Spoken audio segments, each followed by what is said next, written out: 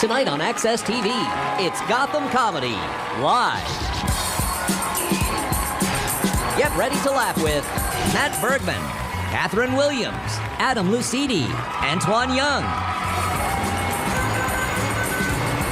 This week's host, Gallagher. Gotham Comedy Live, all happening right now. Ladies and gentlemen, Gallagher!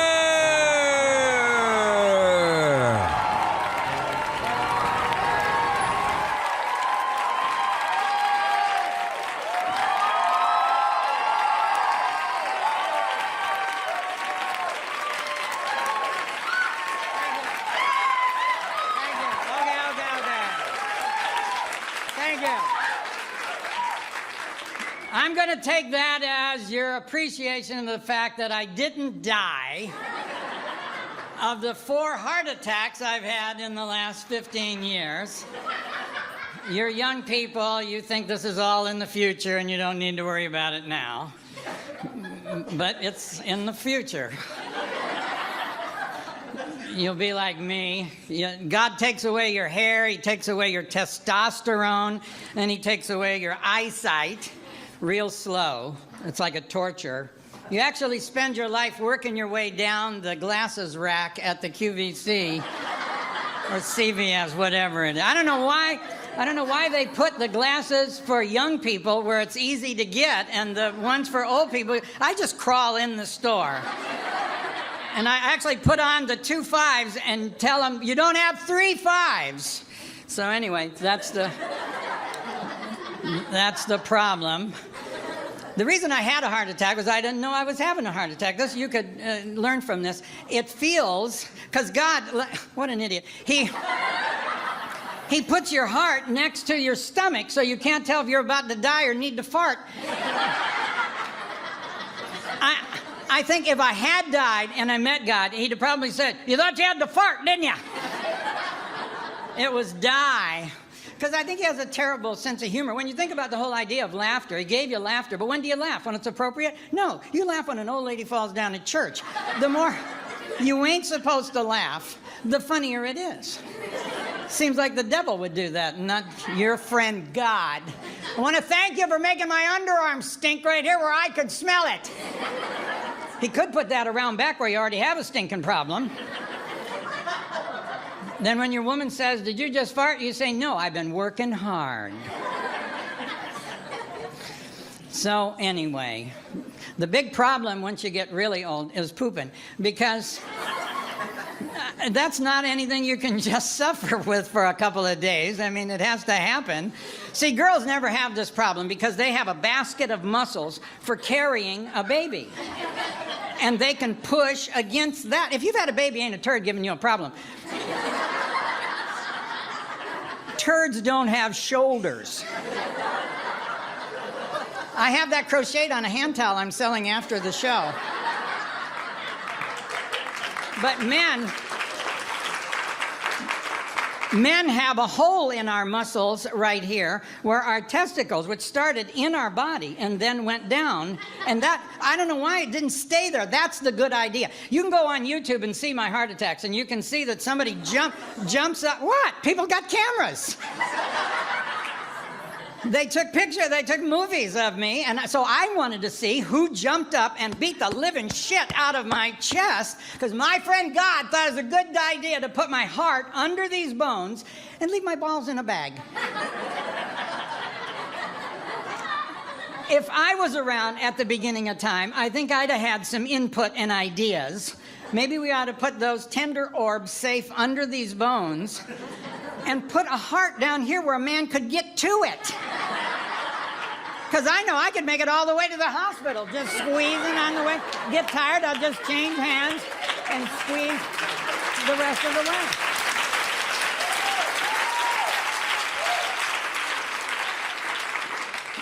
Enough about me. Let's find out about you. Because I'm the host of the show here tonight, I told the other comics that I'm going to take your comedy profile and find out what makes you laugh. So it doesn't matter if you don't laugh at these 10 jokes that I'm going to use in this comedy test for your profile, and then they'll know. You know, if I tell a joke about, say, police and you don't laugh, well, then I know that you respect police, which, of course, is not the case. So, let me also tell you how to tell jokes, because men need to know this. They stand around at a party and they'd like to be funny, but they don't know how to tell a joke. You start polite and then work into your dirty material. You don't just walk right up and say, how do you make pickle bread? Dildo. You don't start that way. Hey, what'd the sign say on the whorehouse door? Close, beat it. Ha, ha, ha.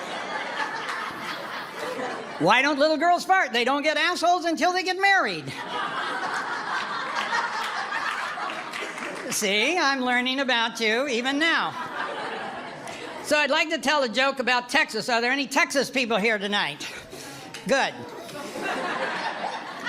Why don't they make toilet paper in Texas? Because it wouldn't take shit off of nobody. That's why. Hey.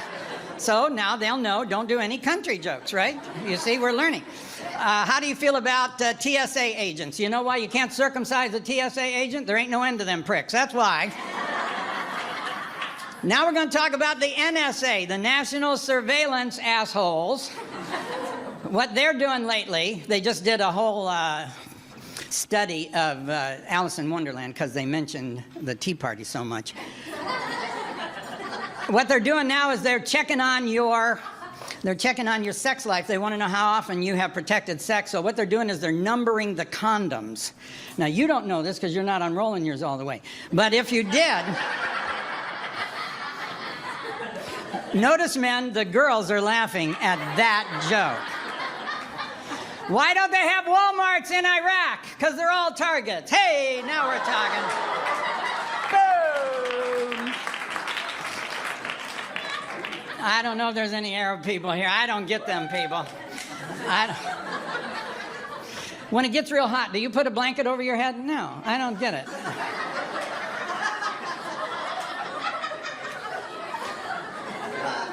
Well, ladies and gentlemen, that there was my part of the show, and I'm pleased to present the comedians in the next part of the show that's going to be right after this little break.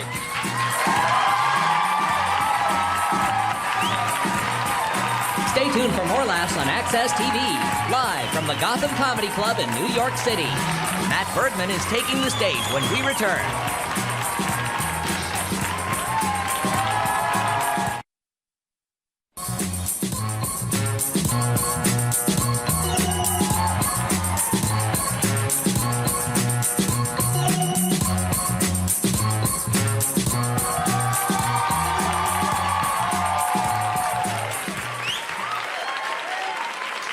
Thank you. All right, hey. Part of being a living legend like I am is living long enough to hear a young comedian say something like, I saw you when I was 17 years old in Buffalo, New York. And so that's what the next comedian told me, and I love him for it. And he went into comedy. Ladies and gentlemen, this is Matt Bergman.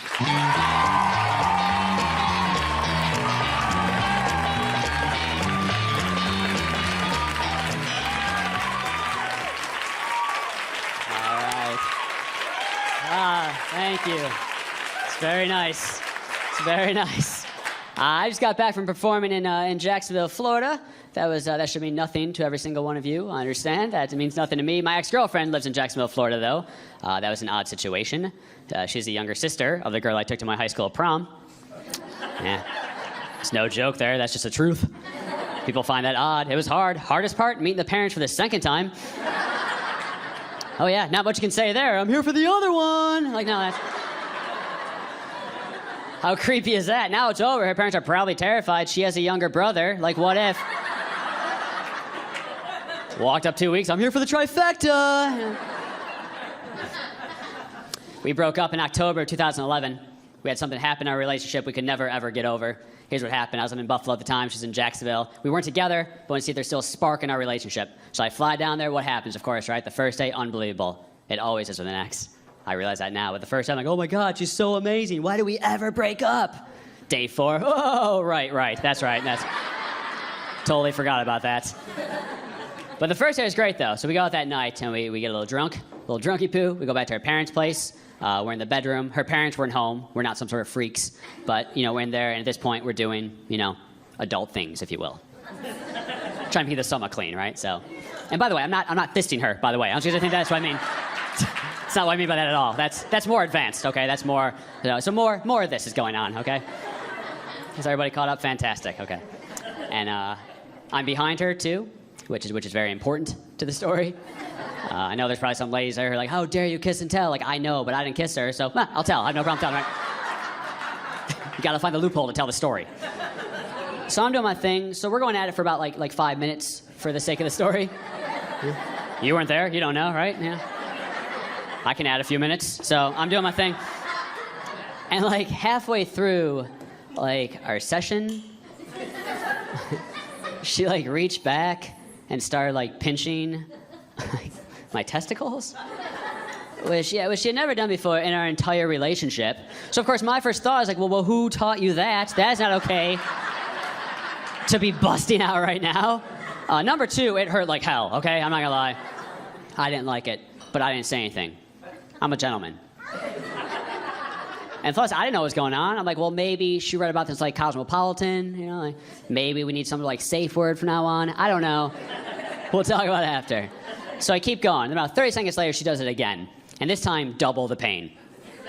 Like, if you're a guy here, not to be too descriptive right now, but like fingernails, like in between the skin, like holy shit, it hurts so bad. But once again, I don't say a word, and here's why. I'm a maniac. Every time I have sex, there's a little part of me in my head that truly believes it'll be the last time I ever have sex. Right? So knowing this information, I'm like, no matter how bad this is, man, you just keep going, fight through it, drink a Gatorade, bring it. That's all. Manu Ginobili would get through this. So I keep going. But then the third time it happened, the pain that I felt, it is over 2.5. I'm cringing on this very stage. All I felt the third time was literally almost like a testicle pop. Pop. I am fine now. But in the moment, I literally yelped out. My eyes probably came out like a cartoon character. I just screamed like, oh God, ease up. Started pounding down on her back. And that was the first time I actually looked up. And that was when I realized that both her hands were still at the top of the pillow. And that's when I realized, like, oh shit, I forgot about the dog. I swear, the entire time I thought it was her 2-year-old dachshund biting my balls every time they would go back. Like a little chew toy, just going for it. I know how ridiculous it is. Here's the worst part. The dog did it twice. I kept going. What does that say about me as a human being? So, of course, I do what any man would do. I freak out. I run to the bathroom. I am there checking for blood, possibly a missing testicle. What's she doing? In the other room, just laughing her ass off, just yelling at me, you want it doggy style.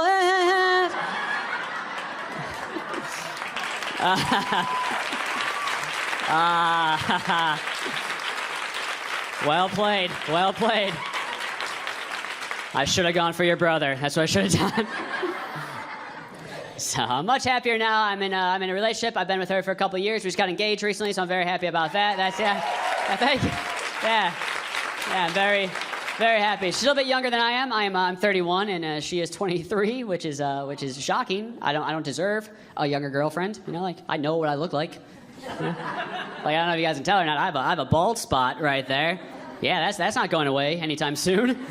That's probably gonna be there forever. But here's the thing, she's shorter than me, so I don't think she's seen it yet. I'm pretty sure that's what we got going on right there. But I love her, though. Her name is Kelsey. Love her. I think that's important before you marry somebody. Call me crazy. I love her. That said, I wouldn't die for her. Yeah, that seems a bit excessive. I hear guys say it all the time. I love my wife, love my girlfriend, I would die for her. You're like, nah, calm down for a second. It's a bit of a ballsy statement right there. You're gonna die? Like, I would die for Kelsey, but like only in my sleep. You know what I mean? That sounds doable. I'm very good at sleeping. I just don't know why guys say it. I know probably why it is, because every song on the radio tells us we have to die for a girl, right? Bruno Mars, that guy's a maniac. You guys know what I'm talking about, right? Oh, I jump from a train for you. No, I'm not. Not gonna do that one at all. Catch a bullet in the brain for you. Oh, that sounds just as bad, if not worse. Catch a grenade for. It's like, Bruno, who the fuck are you dating, man? Do you not see a pattern developing here at all? That's someone is throwing a grenade at your girl, and in your mind, like, I can work through that. No, you can't. I'm sorry. If I'm ever with Kelsey and some man approaches her with a grenade, sorry, fuck her, relationship over.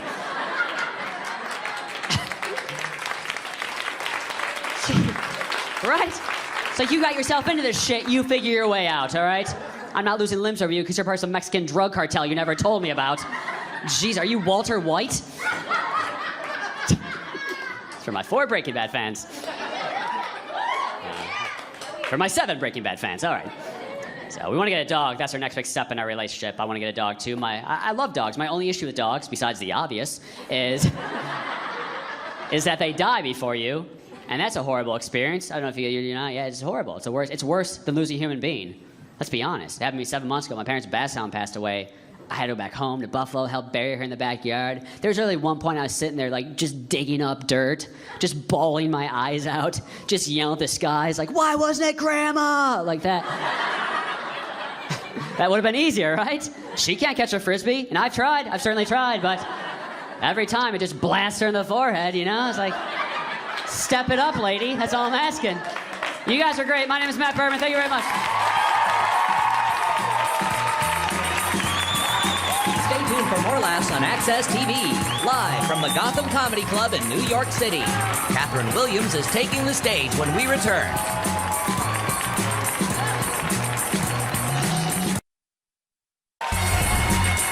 Welcome back to the Access TV presentation of Gotham Comedy Live. More laughs happening right now. Thank you. As you know, I'm a very creative person. I'm going to be selling some of my products after the show. I have a purse made out of chameleon skin, so no matter what a girl wears, it matches. And I also wanted to show you this little top I made out of men's underwear. All you do... And if a girl's tit's itchy, she can just reach in and get to it. I'm also coming out with a Playboy magazine for married guys every month, same girl. Over time, you just wrinkle the page.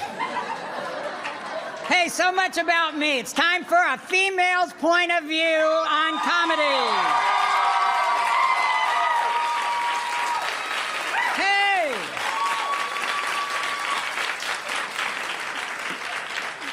Kathleen is making her television debut here tonight. So here she is, Kathleen Williams.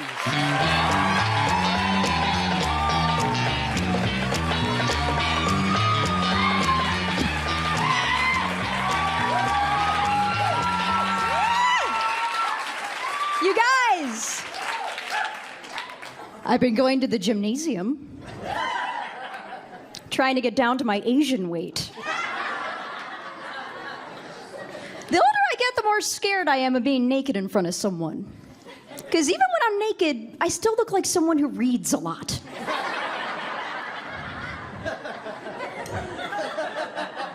I hooked up with this one guy years ago, and right afterwards, he's like, oh, you must have been an English major, right? And I was like, yeah, how'd you know? He's like, well, you talk dirty using the passive voice, then you immediately corrected yourself.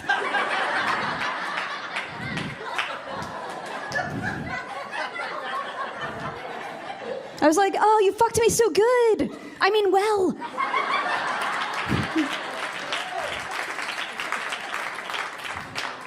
I'm originally from Virginia, and my family and friends back home are very worried about me because I'm not married yet at my age.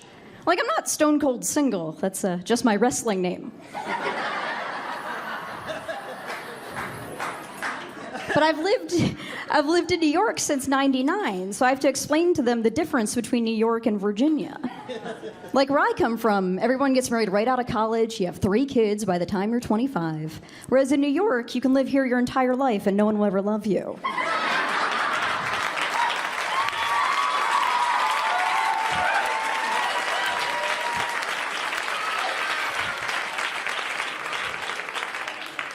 I've actually been seeing a fella for about 9 months, so we just had our 3rd quarterly review. Gave me a massage the other night. I had no idea I carried so much tension in my breasts.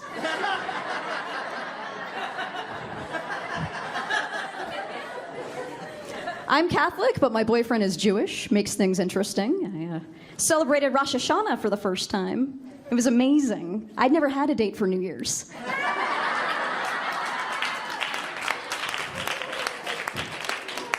I love Jewish guys. They're my favorite. I don't know what it is. I always end up dating Jewish guys. And my friends always tease me. They're like, oh, Catherine's getting laid from right to left again.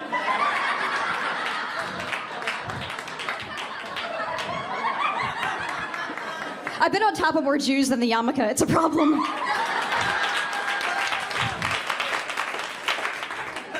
My boyfriend really wants to dress up for Halloween, and I don't. But I know a lady is expected to step up her game. So I asked him, I said, have you decided what kind of slut you'd like me to dress up as? And he said, just be yourself.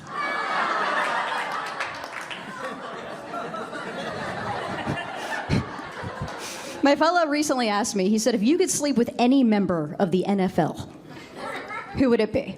And my knee-jerk response was Tom Brady. And he's like, great, Tom Brady, there's your answer. And I was like, no, wait a second. In this scenario, am I Giselle?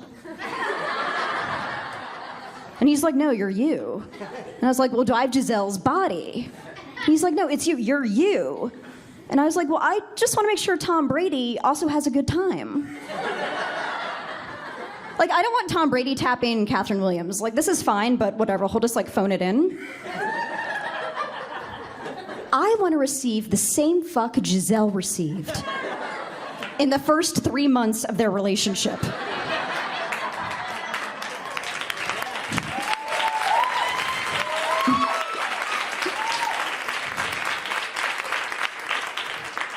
And my boyfriend was like, you're crazy. It's a fantasy. It could be whatever you want. And I was like, well, in my sexual fantasy, I'm not there. I recently got into my first bar fight. Woo! I was at my favorite bar. I was like, I'll have some beers, some wings, great. And there are all these young folks in the bar, like 22, 23. They're still really shiny. And there are these 2 guys throwing a frisbee back and forth inside the bar. And it eventually hit me in the head.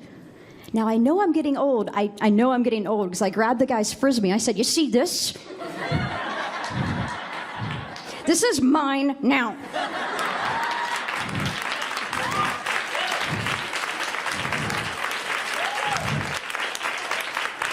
I was like, why do you have to throw a frisbee in a bar? And he's like, well, me and all my buddies here, we're in a social sports league, so it's cool. I was like, whatever. Then this girl comes up to me, clearly a friend of his, looks at him, looks at me, and she's like, hey, you need to show my captain some respect. I was like, honey, I'm 37. I'm a week late. I'm trying to drink the baby away. I don't know you shit.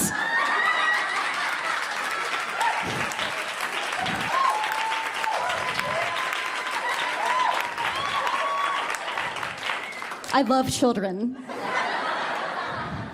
I donated a Nuva ring to Salvation Army. Is that weird? I've been trying to give back. I don't know. I know I'm getting old because I judge the way younger folks dress. Like the young fellas are wearing the skinny jeans now. Makes me very uncomfortable. I don't want to see the bulge of some sad hipster weenus. Can hipsters even get boners? I think a boner suggests enthusiasm.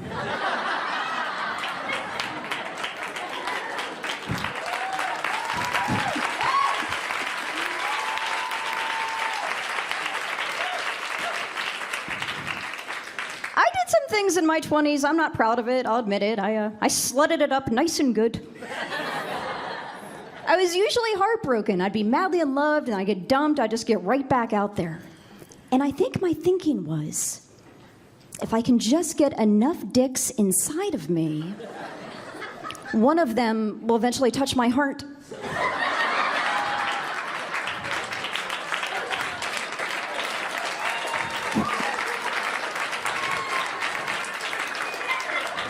My dad loves that joke. Loves it. Loves it so much. My dad is a 75-year-old devout Irish Catholic widower from the Bronx. And he's old now, but he was old at 35. He came out of the womb with a mortgage and ulcer, doers on the rocks. And I don't know if you guys know this, Irish Catholics don't have feelings. Like, I was proposed to 3 years ago, and I said no, which is a tough thing to do, but it's what you should do if that's the way you feel. But I made the mistake of calling my dad afterwards, and I was just in hysterics. I was like, Dad, the only man who's ever loved me proposed, and I said no, and I'm gonna die alone, I'm never gonna have a baby, and I really wanna get a dog, but I'm never home. And my poor dad was just ill-equipped. He's like, you're gonna be sad. You're gonna be sad for a good long while, but then you get yourself a new hairdo and you'll be fine. And that's when I became a redhead. Yeah.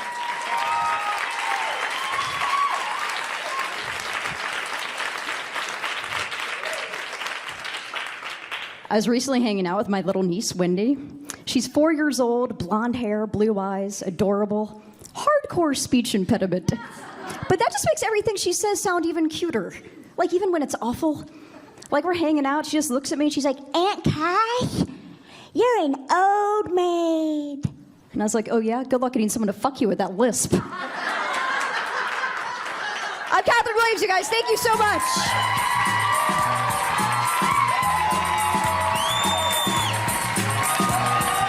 Stay tuned for more laughs on Access TV, live from the Gotham Comedy Club in New York City. Adam Lucidi is taking the stage when we return.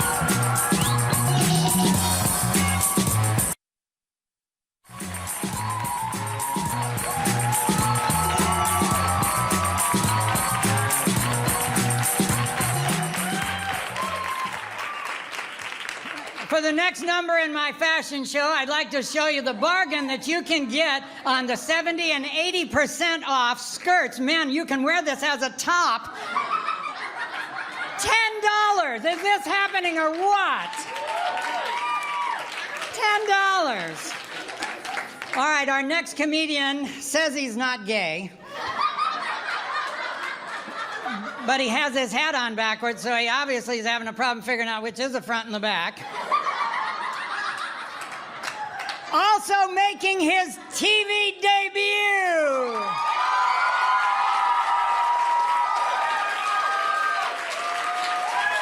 His name is Adam Lucidi.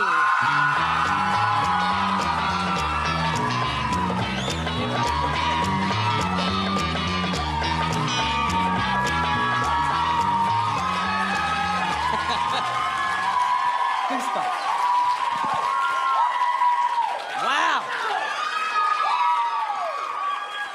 You guys are amazing. Keep that applaud going. Graduated not that long ago. Let's hear it for learning. Graduated from California University of Pennsylvania. And I hate telling people that because that's the reaction I get. I'll be like, hey, I graduated from California University. And they're just like, oh. And then I say of Pennsylvania, their heads explode. It's amazing. Like, is that a place? Yes, believe me, it's a place. I'm not that creative to come up with something. How can I make California University funny? I'll just add up Pennsylvania. Waka waka!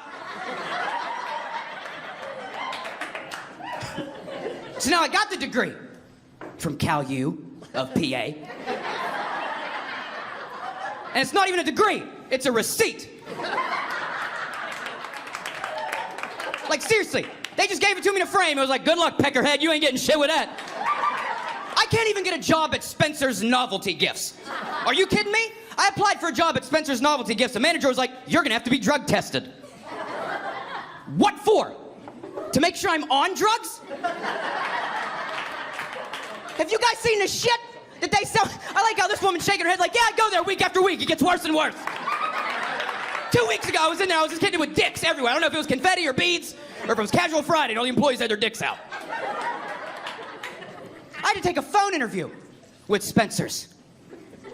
How prestigious.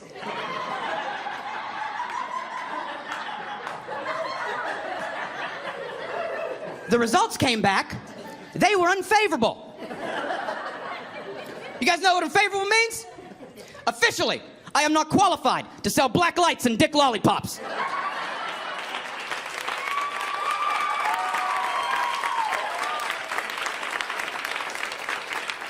Because we're lied to. We are. I don't mean to turn this into a town meeting all of a sudden, but we're lied to. There are people that sit us down at an early age and they go, hey, hey, hey.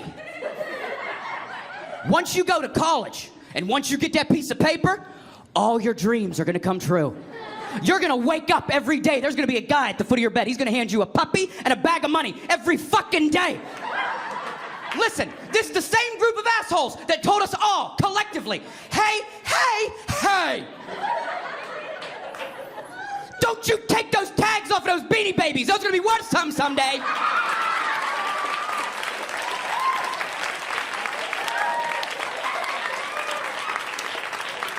I've been trying to pay off college loans with Beanie Babies for the past 5 months. Do you understand me? I'm like, hey, here's 5 purple platypus. Knock off 2,200. They're like, no, no. Maybe you had a Princess Di Bear. Maybe we would knock 2,200 off. But for 5 purple platypus, get that shit out of here, kid. Guys are awesome, man.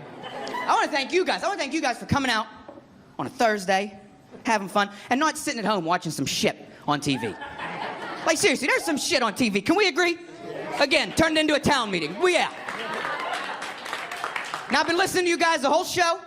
You guys sound like you've been having fun. I feel like if I share this, we're at a point in our relationship where you're not going to judge me. Okay? I was addicted to the TV show The Voice. For those of you who don't know, it's another singing show. Okay? And they have 4 judges in chairs. If they hear something that they like, they press a button based off of how the singer sounds, not how they look. Okay? I got tired of this show really quick. Because I was watching every episode hoping for that one time to come around and then be like, oh, wow. Wow, no. Whoa, wow. Whew, that is heinous. What the hell is going on with your face? My team has a quota. They have to have both eyeballs. That is ridiculous. That is not coming on Team CeeLo. I was watching Forrest Gump the other day on TBS. Listen, anytime Forrest Gump is on TBS, clear my schedule. I'm watching it. I'm watching it. I don't give a shit if it's 4 hours long with commercials. But do you guys realize technology has fucked everything up? Smartphones, everything. Do you guys realize that if Forrest Gump was waiting for a bus now, in our generation, and as soon as he sat down next to you on that bench, and as soon as he opened his mouth, and as soon as he said the words, "Mama said they was my magic shoes," each and every one of you in here would have went,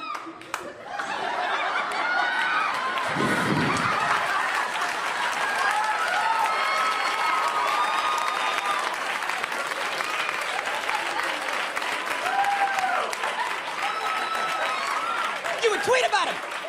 You would tweet about poor Forrest. You'd say, there's a guy sitting next to me talking about how he drank 15 Dr. Peppers at the White House.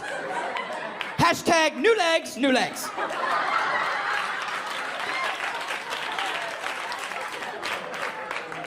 I'm thankful. Like, I'm thankful. My family raised me on, like, all the old school shit. I know, like, All in the Family. I know I Love Lucy. I know the original Looney Tunes. Do you guys realize there's a generation coming up now not gonna have any idea of what the original Looney Tunes are like? That's bullshit. And again, I don't know why I'm like, hey, let's grab our torches and pitchforks and go find these assholes. But I will say this, I think that the creators of the Looney Tunes were a bunch of assholes. Some of you guys pulled back like Adam, do tell more, I'm gonna. Every character had a speech impediment on the Looney Tunes. Daffy and Sylvester had the lisp. Porky Pig, stuttering all over the place. Wile E. Coyote, mute.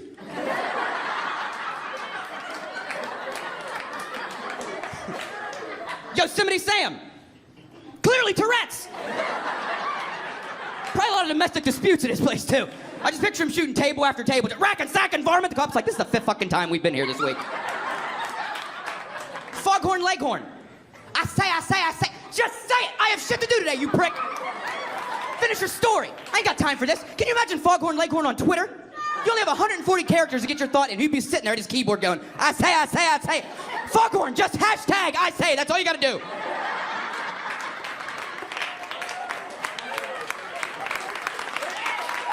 Hashtag it.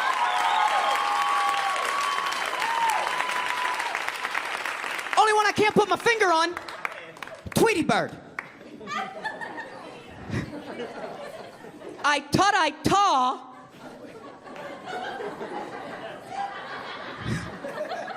A putty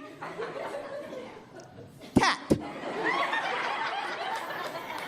Tweety Bird cannot say THs, S's, or C's. What speech impediment is that? I've looked it up and down on WebMD. I can't find that shit anywhere.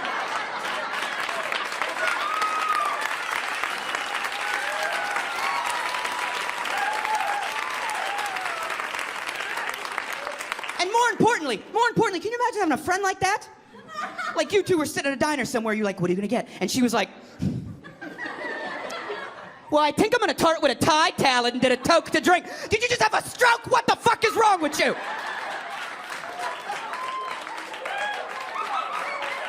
I wanna know what that speech impediment is. I don't know why I'm locking eyes with you like you figured out. You report to me on Monday. Guys, you guys were absolutely awesome. Thank you guys so much.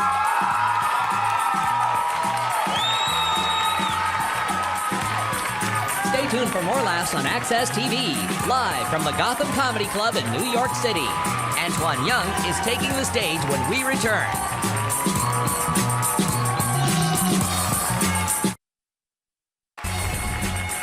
Welcome back to the Access TV presentation of Gotham Comedy Live. More laughs happening right now.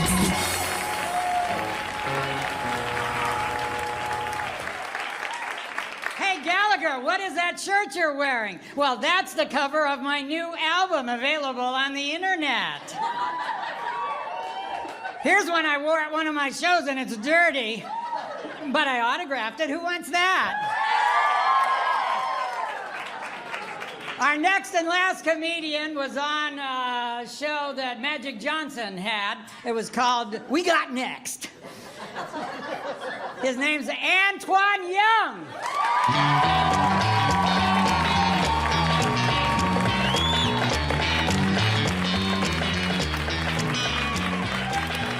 Yes. Thank you. I want y'all ladies have a good time tonight. Hope y'all have a lot of drinks. So I can look good to y'all tonight. I'm an ugly dude. That wasn't a joke yet, sir, but go ahead.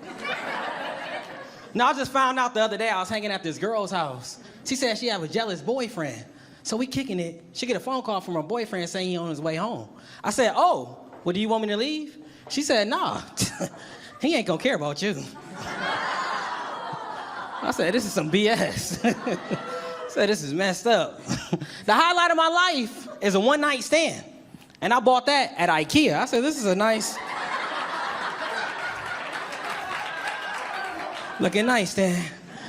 Too bad it's only one of them. Just one night stand. I'm broke, super broke. Being broke got me doing broke things. Like, you know, I was riding around the other day looking for a Payless outlet. I was like, Payless doesn't have an outlet anywhere? I ain't gonna never get any shoes. I finally got a date, though. I did finally get a date. Finally got a date, yeah. The girl, she knew I didn't have that much money. She said we can go to the movies and we could just go Dutch. That means you pay your half and I pay my half. I said, better yet, let's go African American. And sneak me in through the back.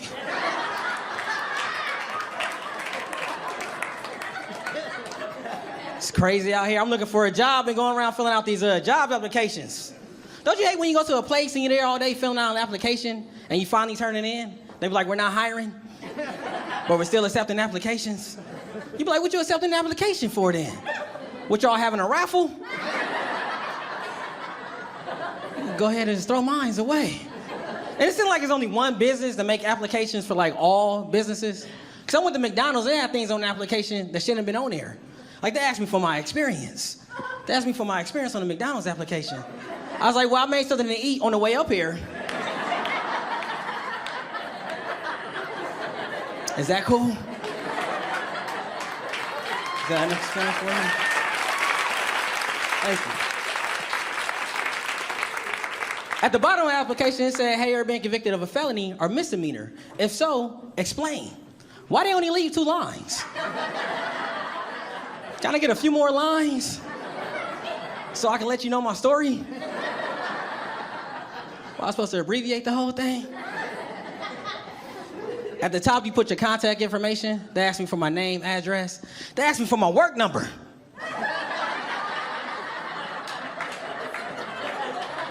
I said, if I already had a job, I wouldn't be filling out this application. And I definitely wouldn't be telling y'all about it. Got to the back of the application, they asked for references. They always ask you, how long have you known this person? How long have you known this person? Everybody gonna put some years. What's somebody gonna put well, I've been knowing James, 3 weeks now? I've been knowing Doug for about 2 days. Let me use him. I got an interview though, I did get an interview for the McDonald's, I got an interview. The guy, he said, so why do you wanna work for this company? I said, cause I need some money. What I was supposed to say, I had a cheeseburger when I was 6 years old? And ever since then, I knew this is the place for me.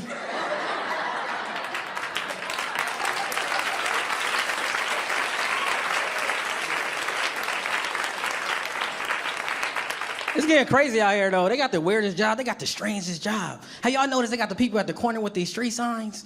They let you know where the subways are at or where you can get your taxes done. I seen this one guy, he had the sign. He was swinging it, twirling it, throwing it in the air, catching it. I was like, well, can you hold it still so I can read it? I was like, you got the simplest job, and you can't even do that correct. I know those people are advertising differently, too. I know those people are advertising on a vehicle. I think it's cool to advertise on your vehicle, but don't do it if you're driving a jacked up vehicle. This dude had this busted 89 Honda Accord, and on the side of his vehicle, he had financial advisor. I was like, who's he giving advice to? MC Hammer? Wesley Snipes? It's getting bad for me. I had to turn in my change the other day for some cash. I went to the Coinstar machine. Y'all familiar with the Coinstar machine? Yeah. Turn your change for cash. Ain't it a bit ironic that they call it a Coinstar machine? Because I never heard nobody turn their last little bit of change for some cash that was really feeling like a star at that point. I feel they could have gave it any name and people would have still used it. They could have called it Coin Machine, Coin Place, Coin Station. They had to call it Coinstar. It's like they almost making fun of you. Like they being sarcastic. Like they saying, no, you're not a millionaire. You're not a thousandaire. Well, you're no type of dollaraire whatsoever, though, but you do possess a lot of change, though. You know what you are? You're a Coinstar.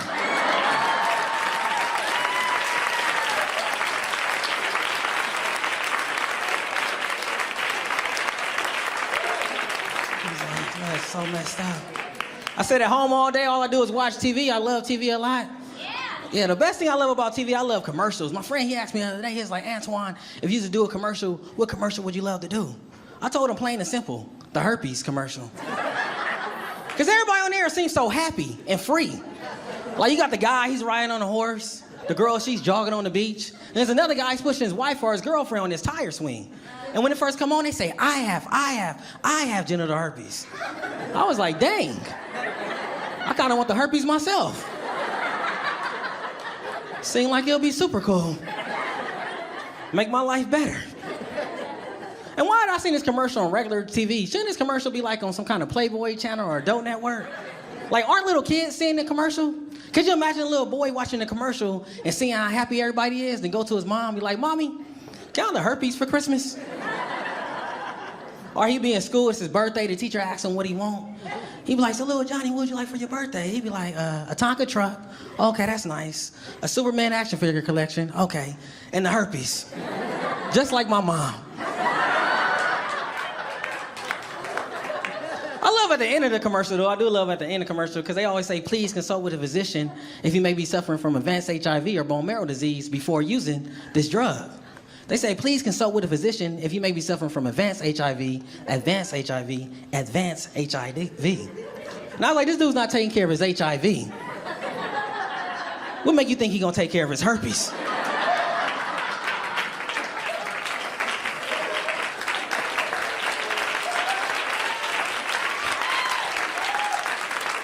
What, he gonna be like with his HIV? I'm not tripping about, but these herpes, I can't go on living with them. Last thing before I go on with you guys, and make sure you guys are practicing safe sex. Make sure you guys are practicing safe sex. I don't understand that term, practice safe sex. Why don't just say have safe sex? What's the difference between practicing safe sex and having safe sex? Like, how do I practice safe sex? What does that mean, jacking off with a condom on? Like, what are you doing? I'm practicing. That's pretty neat, though, because next time I get caught with somebody's wife or their girlfriend, a guy bust in on me, he be like, hey, what are you doing with my wife? I'm like, apparently I got a condom on. So obviously we were just practicing. For you. That's my time. Thank you, guys.